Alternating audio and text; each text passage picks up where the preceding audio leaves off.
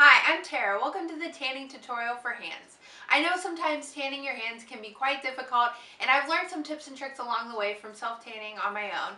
And today I'm going to be using the Small Batch Reserve from Famous Dave's in light medium. I love using this tanner on my hands and feet because it gives such a nice natural glow and it's really easy to apply, so stay tuned for the tutorial. Okay, let's get started with the hand tutorial. I've already exfoliated my hand and I put a light moisturizer on my hand after my shower, but I'm going to go ahead and top that off with a body butter as well, just to create a nice barrier between my skin and the self-tanner. And I'm going to use the Famous Dave's Small Batch Reserve in light medium today. So I'm going to go ahead and move that body butter around my hand and get in between all the webs of my fingers and also all along the knuckles, just so the self-tanner isn't absorbed too much in those areas, so there's not a dark pigmentation on them, because that is one tall tale sign that you've been self-tanning, and we want you to have a nice flawless tan. Okay, so I'm going to go ahead and grab some of my Famous Dave's, and I'm going to pump out about half a pump, and I'm going to go ahead and put that on the back of my hand, and I'll work around my hand from there. So I'm going to kind of apply that in a circular motion, and you can bring up, if you have too much product, bring it up onto your arm because you're going to tan your arm anyway, and you can move it around as you need. And then I'm going to go ahead and start on the outside and kind of draw my line, or make my line where I would want my tan to end naturally, and go up on my wrist and just go lightly with, excess product. And when you're doing your fingers, once you apply it, go ahead and bend your finger and rub it on the knuckles a little bit, so that when you bend your knuckles, you don't have white lines from your knuckle wrinkles. And go ahead and do each finger, and then, bend them and reapply.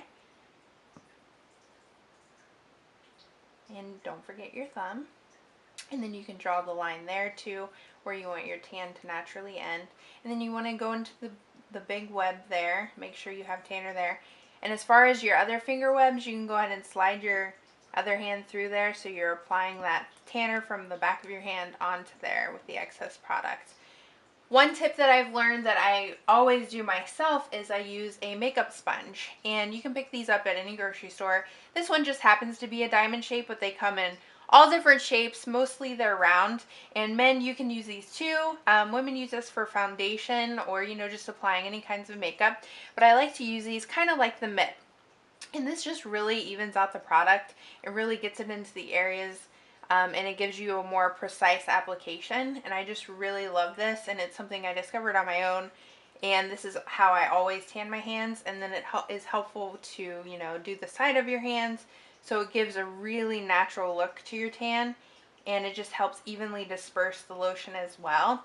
Now, I always recommend using a mitt, but the mitt isn't going to give you that precise of an application like a sponge, but you can use it and kind of make a hand like as if you were holding a small ball, and use the mitt and kind of just go over your fingers, and then that helps with the white of your knuckles if you bend your knuckles, so there's not white lines, just to get that product in there. But you don't want it to be too heavy there.